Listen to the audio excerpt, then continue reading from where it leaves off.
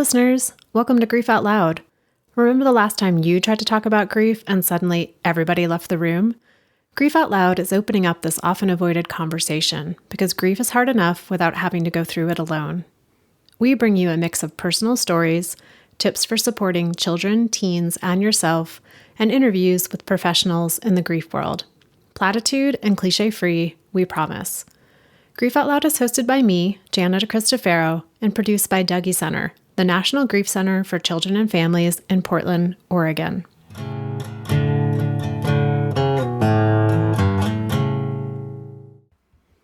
In January of 2022, Adam Sawyer had everything he dreamed of and more. His partner, Kara, was the love of his life. Their cat, Lela, was his all-time favorite animal. Their off-the-grid home, Whiskey Jane, was the best place he had ever lived. By the end of February 2022, Adam had lost all three of them. Kara and Lela died when Whiskey Jane was destroyed in a fire. To say Adam was plunged into darkness might be the biggest understatement I've ever made. Untethered, he turned to what he had found solace in before, especially when he was in recovery from substance use: nature. Prior to this devastation, Adam was an outdoor and travel writer and photographer. So he went outside. And when he came back inside, he wrote. Those writings turned into a series of essays chronicling the emotional landscape he toured while immersed in nature's landscape. In those first days, weeks, and months, Adam faced the dilemma that so many people in grief face. How the heck do I tell people what happened? And in particular, how do I tell strangers, like the salesperson who was helping as he tried to replace his whole wardrobe, or the unsuspecting Target employee who came across him crying in an aisle? How Adam answers those questions has changed over time, just like his grief. Adam is deeply self-reflective, funny, and a skilled storyteller. So here's our conversation. Adam, thank you for making time to be part of Grief Out Loud. I'm really looking forward to our time together. Yeah, thank you so much for having me. It's a real pleasure and honor to be here. And you've done a lot of public speaking and interviews, primarily in your work as a nature and a travel guide author. How are you feeling in this moment about showing up on a podcast that's about grief? It's different, definitely different. I've done podcasts or public speaking, as you mentioned, for years now, and it's always been upbeat stuff. It's been about either travel or destination things, or me having a big smile and trying to make jokes or make light of a situation, and so it is definitely been an adjustment for me, not only in like being in a podcast or something like this as a guest discussing grief, which prior to this last loss, I kept as far away from me as humanly possible. But yeah, so and it's been different. The presentations I'm giving right now deal very explicitly with essays about grief. So that's definitely been a learning curve for me in terms of how I speak and how I'm a guest on something. But it's been pretty wonderful and enlightening. Adam, what do you want to share with us about Kara and about Lela and your house, Whiskey Jane? So I thought about this a lot because there's a tendency when people pass, a lot of times they attain instant sainthood because that's what we do. No one wants to talk ill of the deceased. And at the risk of coming off cheesy or, obviously my own bend or slant on this, and not to make it sound all the more sad because it's already a pretty sad set of circumstances, but Kara was the love of my life and maybe the most remarkable human I'd ever encountered. And commensurately, that damn cat of hers, Lela, which became my angel met straight from heaven, was my single favorite pet of all time, the greatest single cat that has ever graced the earth with its presence. And our off the grid home, Whiskey Jane, was my all-time favorite mailing address. And so when this happened, it was essentially, I felt like I was as happy as a human could potentially ever hope to realistically be. And it was as good as my life had ever been. And I was so thankful for it all. Like I would put like just I radiated gratitude and like would put that out into the clean, sweet air of our homestead daily, and would communicate just how much I loved Kara and how thankful I was for the way she enriched my being with like borderline nuisance like regularity. And so, yeah, they were really truly just the greatest things in the world to me, which made the loss all the more catastrophic. Now, of course, I want to ask on the other side of the sainthood, what were some of the Yeah. quirky things of Kara and Lela and Whiskey Jane? Oh yeah. So, and I did mean to incorporate this into that same. Obviously she wasn't perfect. None of us are. Our relationship was far from perfect.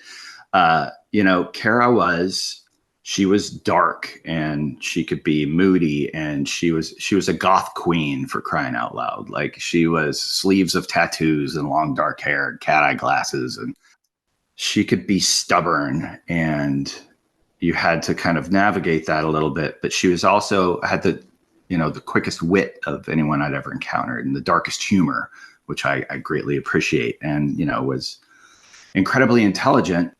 But yeah, she would just kind of get set in her ways and do things the way she wanted to do them, and I kind of had to navigate those waters and realize how to subtly correct course or steer a wide berth.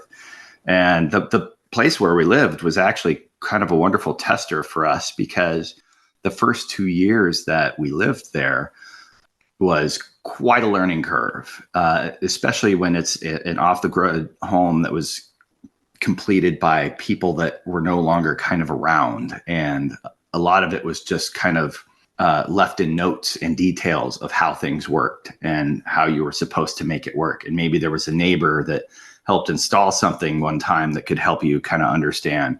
But, we had to replace almost all of the critical systems the first 2 years. So we took a lot of yard showers. There was a lot of just candlelight evenings, which also was good because it forced us to just go sit out on the porch and look at the stars. But yeah, by the third year, after 2 years, we had gotten it down and we had found our flow and found the groove, and we're pretty much killing it. And I hate to say this, like I rarely say it out loud, and certainly not in mixed company, which this would probably qualify as. But when the pandemic hit, that was like our time to shine, just because we were off the grid. We were on 5 acres. We had an orchard. We had all this stuff, and we'd kind of gotten everything set up to the degree that we were just out there foraging and fermenting and cooking. And I was making yard hooch out of the apples and fermenting anything I could into alcohol. It was a fun time. So in a sense, you all were kind of prepared for the end of the world. Well, we weren't quite to that magnitude. I wouldn't consider us preppers or anything, and we're certainly not capable of living entirely off the land. But we definitely were in a better position, being able to produce our own electricity and have our own well water and all that sort of thing, and be able to augment society with what we were capable of producing or having ourselves out there. So we just really enjoyed the peace and quiet more than anything else. The main reason we went out there is because we wanted to be close enough to amenities that we wanted, but far enough away and closer to her work as an in-home rural crisis counselor. And it just so happened that the right place was off the grid. And so we just kind of looked at each other and said, want to give it a shot? We're like, I'm game if you are. So let's do it. And then coming to the point where, in a sense, your world did end when the fire occurred, right. And wondering, how did you find out about the fire? What do you remember about getting that news? Yeah, it was the call. I was away for work. I was actually going to be taking my mother on a trip with me for a writing assignment for a magazine. And so I had left Whiskey Jane, our home, the night before, the late afternoon before the fire.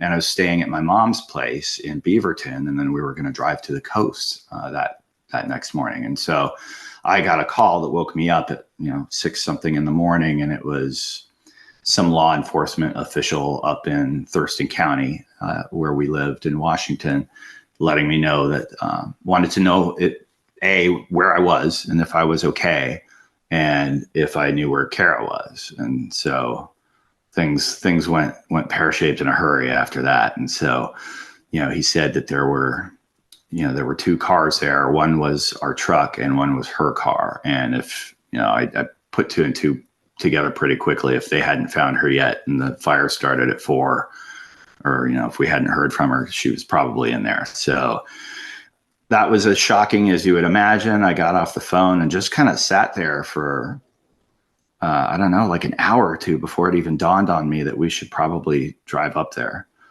I didn't know what we'd do when we got there or why or any of that, but I was just at that point waiting for a call from them to let me know that they'd recovered her. So yeah, that was a rough morning. And you just had this instinct of like, I have to get there. Yeah. To what end? I'm not sure why. I knew that they were going to want to talk to me. I knew they had questions for me, and I just figured maybe better in person. Honestly, I don't remember. They may have requested me to come up there. That's a potentiality. I honestly don't remember. Yeah, I got up there and chatted with the investigators, and because they always have to, especially in a situation like this, it's, the significant other is always the person they really want to chat with. And so I had no problem wanting to get that conversation done and over with as quickly as possible. Yeah, that's a whole other layer, right, of being potentially seen with a bit of suspiciousness at the beginning of something like this. Yeah. And really, luckily for us, like that didn't take very long at all, just because of, the text conversations that we had, that everyone knew her, like her friends and family, what they knew of us and what my friends and family knew of us. That didn't last very long at all. So this is kind of a broad question that I usually don't ask because it's one of, quote unquote, those questions that people ask without thinking about. But given these circumstances, I'm drawn to asking you, like, how, at least at the beginning, did you survive? I got lucky. I was gifted with a set of circumstances that I don't know how many people in recent human history have been gifted with, in terms of being able to survive and process grief and be provided the space to breathe and lose my shit and do whatever I needed to do.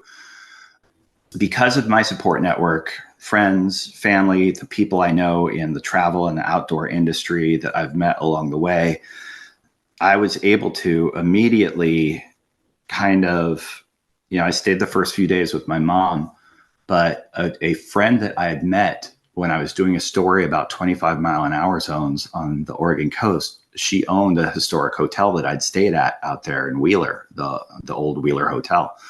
And she invited me to come down for like a respite. And then she pushed me the keys to room 5 and said, "This is yours until you find a place," which was, I went from tears of abject sorrow to tears of complete and utter gratitude on a time. And because of where it was, it's on the Nehalem Bay, the town of Wheeler. So it's kind of, where the coast range meets the ocean, and where, all these rivers and the bays and the beach and the mountains. And so I have utilized nature as a means of dealing with all sorts of things, to include recovering from heroin addiction, to processing grief. Whenever things got really wonky for me, nature is kind of where I went to find solitude and to process things. And I was given this essentially, a place to live that was peaceful and out on the coast. And because of the support system, and like my sister had started a GoFundMe, which was incredible and wonderfully well received by friends and family and strangers. So I didn't have to worry about where I was going to live. I didn't have to worry about how I was going to eat. And I didn't have to worry, because of my particular circumstances, about having to get back to the office in 2 weeks, or having to go back or get the kids back, God forbid, in, like 4 or 5 days from now. Or I didn't have to answer to anybody really, or do anything, or be anywhere. And so I spent a solid year and a half doing what I call turbo grieving, in which I was able to go out every day and be in in the wilderness, in the woods, on the beach, wherever I needed to be, as long as I needed to be every day, and just scream, cry, sob, laugh, hug a tree, kick a branch, whatever I needed to do. And then I would come back to the room there at the hotel and write about it. And then sometimes I'd go back out again, and I did that over and over for about a solid year and a half. To be able to do that and be afforded that opportunity and that space. I may have told you before, I say it a lot. I was able to do more real grieving and processing and healing in the first 6 months from this loss. And I think most people truly get the opportunity to do in a lifetime. And so I am incalculably grateful to have been provided that opportunity. So that's how that's exactly how I survived. As you're sharing it now, I know we've talked about it in previous conversations, but I was recognizing that for some people, that sense of being completely unanchored, no kids, no responsibilities in this way, would be more challenging. And that in your circumstance, it felt so helpful. It was both. I'm gonna send you this essay after this, because there was an essay I wrote, and it's a famous lyric. The title was "Freedom's Just Another Word for Nothing Left to Lose." And it was essentially the weighed down weightlessness of those feelings. Like, I was drenched in freedom, but slowly drowning in a pool of aimless purposelessness. So I had no one to answer to and none of that, but like, it was terrifying because I had no path forward. I didn't know what I was doing next. I didn't know where I was going to live, how I was going to live, what I was going to do, where I was going to do it, why I was going to do it, because at that point there didn't seem like a reason to. And so, yeah, it was just the most free yet purposeless I'd ever been. I call it that weighed down weightlessness. And so it was, and I tried to sort and put as many of those aspects into the positive file as I could and truly believe it. But it took a while before that they started staying in there. What do you think Kara would think of how you survived? I do think she would be proud. I think she'd be pretty happy. I really do. And I've talked to some of her really close friends and family members about this, and without getting into too dramatic or in-depth a detail about it, in some ways, some folks expressed that had it have been the other way around, Kara might not have been able to deal with it. Because of a lot of things in her life and how she is emotionally, and her past with trauma and things. Like, she was the strongest human I'd ever met, but she processed and dealt with things differently that weren't always the most healthy ways. And I know for a fact, well, as much as one can, that she would have probably understood if I'd have gone to darker places, but was probably cheering me on that I didn't, and was probably really happy that I didn't. One of the things we connected on kind of early in our pre-recording conversation was this idea of how confusing and arduous it can be at times to tell people what has happened, especially people who are new to you. And so I'm wondering what's kind of been your route through that. That was an abject nightmare. It was from jump. It was a nightmare, just because it reads so tragic. On paper, it's overwhelming in terms of how sad it is, and just like, oh my gosh, everything all at once kind of thing. And so, and every time I shared it in the beginning, it was inherently an overshare, just because of that. It felt like to me.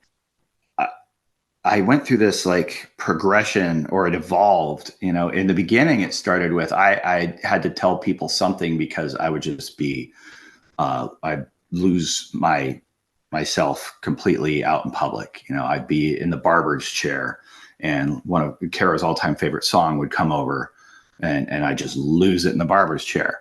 Or I'm in Target and I happen to see the Halloween aisle, and it's her favorite all-time holiday, and lose it there. And so I would become so inconsolable that eventually someone comes up to the giant bearded man in aisle 13 and is like, dude, are you okay? Initially, I was just blurting it out. I was like, I lost my wife in a fire, my cat, and I could see, on people's face, like, Jesus, I didn't. Okay, I get it, but whoa, that's awful. Also, why are you telling me this? And so I came up with like an abbreviated way to deal with that situation was when someone said, hey man, are you okay? It would often be, I will be. I'm not now, but I will be. And then the proper authorities aren't called. No one gives me a hotline that I should probably dial up. Like, we avoid that part. But then I started trying to go on work assignments again. I started going on press trips. And I honestly, I jumped into that way too early. I thought that if I was doing that, I'd keep my mind occupied, or if I could kind of dive into work, maybe that would help me. And it was an abject failure. And what I would wind up doing in the beginning of these trips was like tell these people who were strangers to me. They were either other journalists or PR people or people who I didn't know. I would kind of give them a high level overview right up front, because I knew at some point I would become unmanageable, and I didn't want them to have to like swim through that in the moment. And so that was kind of, also jarring for people. And then I wound up weaponizing it at times. Like when I was at an outdoor clothing manufacturer and retailer that we know well in this area, and I was trying to replace all of my clothes, which is hard in so many ways, especially, as you get older and your body shape is a little weirder and it takes a long time to find the things that fit just right. And then they're there for as long as you can have them. And I was failing at buying new clothes, and it just made me sadder. And I tried it 4 times. And so I'm at this place, and the salesperson is walking me through it and getting me all these different things to try on. They're like, man, you're really getting a whole lot of stuff, like everything. I'm like, yeah, got to replace some stuff. And they kind of kept poking at it. It was like, man, what happened that you got to replace all this stuff? I'm like, well, there was a fire. And, I know they were trying to be helpful or whatever it was they were trying to be. But they said, well, on the bright side, you get to replace everything. And I was like, well, I can't replace my wife in a sporting goods store or anywhere for that matter. So maybe we can move on from this now. And so if I wanted an inquiry to end, or I wanted someone just to F off and leave me alone, I would weaponize it that way. And then this was the most, I don't know, this one, sometimes it hurts to hold up the mirror and try and recognize why it is you're doing certain things. But when I would lay down at night, I started seeing these scenes in my head of what I was doing throughout the day. And I feel like at some point in time, or points in time, I was telling people to warrant that response, to make myself feel better. If I could see just how awful what had happened was wash across someone's face, then the endless torment that I felt was maybe somehow more justifiable. And I recognized that as being like, yikes, it feels selfish and greasy. And why would you torture someone like that just so that you could feel better, or maybe get a hug, or someone would give you sympathy, or you could get a shoulder to cry on for a minute? That was a whole nother process that I wound up, talking to a therapist about and trying to understand how better to do that. But yeah, now we're just finally to the point where I'm pretty able to keep myself in check throughout the day. I rarely, if ever, lose it anymore. And when things are appropriate, or if, it's the right time and place, I do tell people, I suffered kind of a tragic loss, and that's why this, that, and the other. And that seems to be pretty good now. I don't know why I didn't settle on that out the gate, but we live and we learn. Well, from what you've shared, it seems like your grief, your messaging around your grief has evolved as your grief has evolved. And where you are now with the messaging wouldn't have fit with where you were in your grief. Right. Yeah. Because it was just out. It was explosive and uncontrollable. There wasn't a lot of thought or logic going into it. That's for sure. Well, I've talked with people in the past about how And this can happen at any point in grief, but for many people at the beginning, it is everything. It is Right. absolutely everything. So how could I potentially or even possibly consider interacting with a human without them knowing everything? If it's my all, my everything. I have no space to be anything else with you except what this is. So you got to know this thing to have any sort of connection with me. Even if you are the kind, caring person in the Target aisle, being like, dude, are you okay? Right. Yeah, no, that's 100% true. And I think that's, yeah, I hadn't really thought into it that deeply, but it makes perfect sense that like all of everything that I am or ever had or ever was is like what you're seeing right now in this moment. So let me tell you about the rest of it.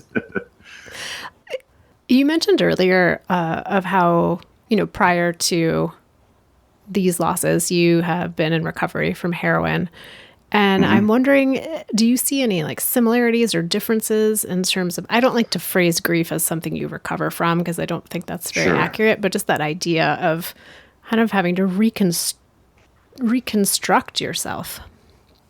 Oh yeah, there were a ton of parallels, and early on, I think you can see silver linings anywhere if you squint hard enough. And early on in the process, I've gone through heroin addiction and recovery twice in my life, and each time it essentially ended everything for me. The first time I was in the military, I'd had a 9-year military career. I got addicted to opiates. They called them GI aspirin at the time. And I, over the course of years, became severely addicted to the point where I was prescribing my own. Got caught, got arrested, got a felony conviction, got thrown into prison, military prison for a year. But they took away everything, my GI Bill, the medical benefits, like everything was stripped away. And I was just kind of kicked out on the street. Granted, much, of my own doing, but like I had to start from zero or sub-zero to some degree. And then the second time I had been clean for a decade and was living in Portland and getting the writing career off the ground. And someone had offered me black tar heroin in a pizzeria that I was working at part-time while I was doing the writing.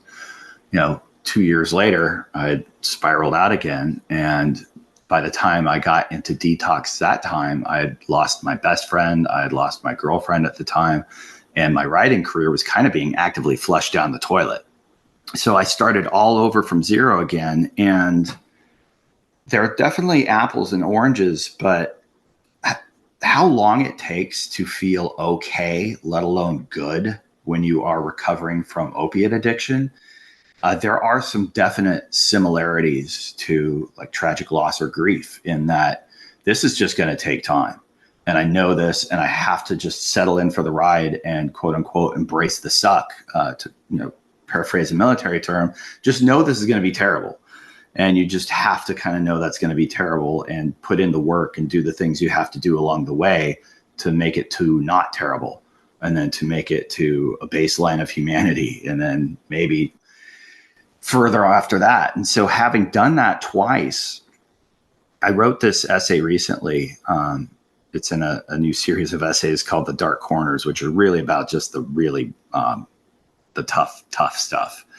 And the days after the loss, I was journaling and I wrote to myself something in line with, or to the point of, coming back from sub-zero or having lost everything is kind of like emotional chemotherapy. And it's doing what you have to do to survive, but at what cost, and how much is going to be left of me after this round.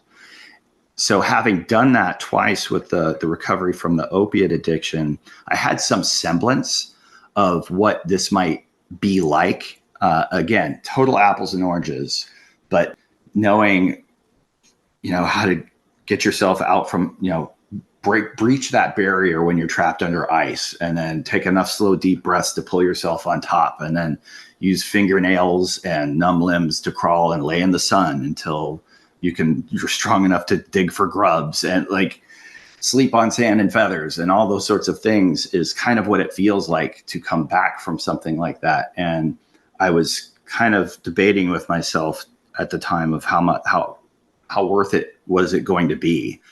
when any life that I'll ever live after this is going to potentially be a hollowed out less than version at best. And at worst, I could spend 2 years crawling over broken glass and shedding skin and not arrive at a life worth living. And so, which, like I said, it's pretty dark. I was definitely mired in it at the time, but having recovered twice before, I knew that feeling. And this has been similar. It really has, in terms of it takes so long before you have like okay moments, let alone okay days. And then before you actually feel good for an hour or two, let alone good for days. And so it definitely prepared me, in more ways than I could have imagined. And I wouldn't wish it on anyone. And it probably did allow me a bit of a head start with knowing how terrible it was, just how terrible it was going to be and how long it would take potentially. And just to settle in and be okay with that, I think helped me more than anything. Oh, so many thoughts came to mind when you were describing that process, Adam, from the idea that a lot of folks that I connect with who, I don't know quite the right word for it, but there's a protest element of like, why am I having such a hard time? Why am I not able to figure this out? Why is this affecting me so much? And you came into this experience consciously or unconsciously with this idea that there are things that level you and it will feel horrible. Right. And it will just take its time. And I think that's a perspective that many people grapple with in their grief. They get to a place of like, oh, it's just grief. It's not just grief, but it's grief and it's going to take the time that it takes. And maybe it's okay that I'm really struggling. So that popped up for me. And then the other idea I was thinking about is, I don't know if this is true, but my sense is if you are going through the process of recovery, there's the hope and the promise of being able to live a life that maybe feels more embodied, more present, more fulfilling, more in the here and now. And you were in this process with grief of like, if I go through this process, what's the hope and the promise? The life I worked so hard to have is not here. So what do I do? Right. Well, and again, to kind of highlight the lucky set of circumstances that I've been blessed with a few times, when I was in detox the second time for heroin addiction in Portland, the people who I was in there with would be more akin to that like complete loss that grief is born from, where there is nothing. Like so many of the people who were in that detox had nothing to go to after this. They either had to go back to the house they were living in, which is where it's everywhere, or they had no job prospects, or their family had abandoned them, or whatever it was. There was absolutely no hope for them for a better life on the other side, which just broke my heart. Because much like this loss for me, at that time, I had friends and family waiting for me on the other side. I had a clean house that I was going to move into. I had job prospects and all these things. So I knew that I was in for a long haul, but I had a light at the end of that tunnel where so many kids who are going through recovery or trying, they're almost just like going through the paces. And it's sad. And it does remind me of, in some ways, of that sort of grief where it is just all encompassing and everything is ended. Like when is the light at the end of this tunnel? I mean, I know I'll technically be alive, and that's hard. That's a hard mindset. And it's hard to be dedicated to, whether it's recovery or processing grief. It's so hard to be dedicated to that when the light isn't that bright at the other side. So that's a whole nother thing you got to learn and manifest in sometimes, and know that, enough time will show a couple of different light options regardless. So what would you say was like your first or your second kind of glimmer of that light? Because you talked about like, is it going to be worth it to go through all of this and then crawl to the top of this ice hole? And like, what's my life look like without Kara and without my house and without my cat? The first actual glimmer of light wasn't until about a year after the loss, or maybe even closer to like a year and 3 months or 4 months. It wasn't until very recently, actually. And what it was kind of a confluence of things. A bunch of things happened for me all at once while I was kind of in that weighed down weightlessness, that holding pattern of just trying to survive until some things developed. And I wound up finding an apartment in the perfect location for me that was still on the north coast of Oregon. It was kind of like the bachelorized version of the off the grid home that we had, where I'm kind of tucked into like the Cape Mears area. But I'm still like 4 miles away from the Safeway in Tillamook. But I'm up in the woods, and I'm around the corner from a beach. So I have kind of that peace and quiet, and it's an affordable, wonderful home. So that happened. So I knew I had a place to live. Like I knew where I was going to live. Like that was settled. I had a year lease, and I knew I was going to be here, and that was spectacular. And then the essays kind of grew into this Substack platform. And so I had kind of a clear purpose I was getting some wonderful feedback, and I was being inspired by people who were reaching out to me who had discovered the essays. Because of the way Substack, the platform is, there was a way that I could get these out to people for free. But if they wanted to support me or be a paid subscriber, they could. But people had access to this if they wanted it, and they wouldn't have to pay for it. And that, that settled in my heart, right? And so this felt like a path forward that I could somehow either have a positive impact or help people in some way, shape, or form while I'm processing myself. That felt like a great way forward. So now I had kind of a purpose again and a destination. I had a place to live. The outgoing side of my personality kind of came back almost all at once overnight. Which I was lamenting for quite some time, because I call it the tour guide persona of me, which is in some ways the money-making aspect of my personality, the being funny and outgoing and being able to communicate with people and tell stories was a huge part of what I did and my livelihood. And that was the happy part of me, and it was just gone for over a year. And that came back, like I said, almost all at once overnight. And so I was like, okay, I can go get like a part-time job at the Tillamook Creamery as a tour guide, like just to get out of the house so I don't go feral, and to kind of maybe meet some people in my local community. And so all those things kind of happened all at once. And lo and behold, after a year and a half spent thinking I was probably never going to love again or date again or really be interested in anyone ever again necessarily, after truly believing that and being fine with it, because I'd had, my great love of my life and was resigned to that, and that was fine. Lo and behold, I meet a woman who gives me butterflies, when we hang out and talk. And so that aspect of me kind of was starting to be reborn. And so all of that happened at once, and it went from almost no light at the end of the tunnel to like full radiating sunbeam, almost in a 24-hour period. And so, I didn't get to see any light until it was just on me. In a more ideal situation, perhaps you get to see the light getting brighter. It gives you more hope as you walk to it, but sometimes it just finds you. Yeah, you went from total darkness to complete spotlight. Yeah. It's literally what happened. And I've been kind of looking around ever since, like, when are they going to take it away? When's the other shoe going to drop? Because this is just too good. Like, life is like life again. And so, I'm settling into it and accepting it for what it is. Well, and we don't want to leave listeners with this idea that grief is dark and hard, and then suddenly the sun comes out and it's all gone again. And I know we're kind of heading into the fall, early winter, like the swirl of the holidays, and the 2-year anniversary is coming up in February. So I'm wondering how does grief continue to be a part of your world? That's a really good question. I'll tell you what, sometimes I invite it in if it's been too long.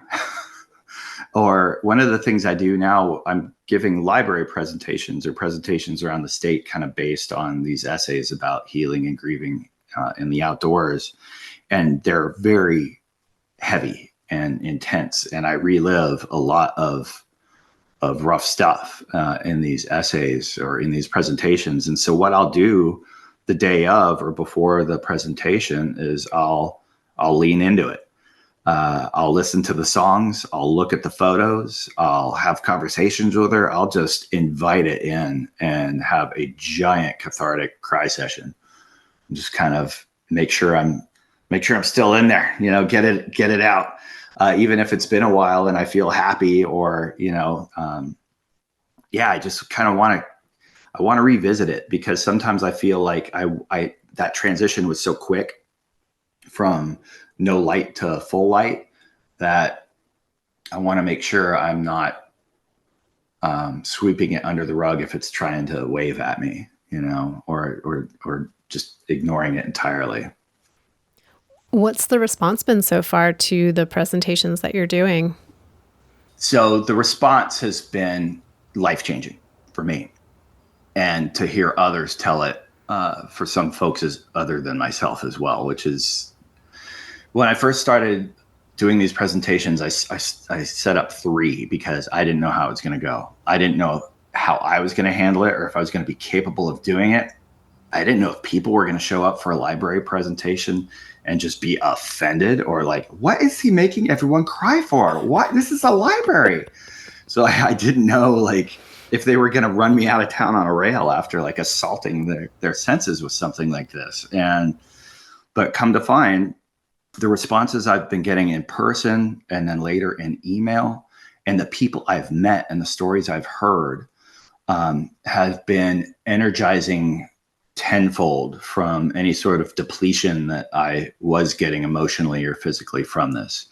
To know the impact and potential impact from people themselves, and then is just giving me like that, again, that purpose and that way forward and that path forward that means so much to me right now. That, yeah, this is great. I mean, I'm helping myself in processing this, but still there is the potentiality that this is actually of benefit to other people and potential benefit. So that's just been incredible. And I have met so many amazing people doing either similar or parallel things, that have invited me. Like, we were introduced via another volunteer at the Dougie Center. But I'm meeting these people that have tendrils into like the grief community or the outdoor community, and are doing such amazing, fabulous work in helping people to process or recover or heal. And I'm being guided in those ways, or meeting those people to where we can all kind of network or web together, or I can be of assistance to someone, or I can come talk to their people, or vice versa. And I can bring people into my world and they can help me. So it's been the most inspiring thing I've ever done, hands down. It's been incredible.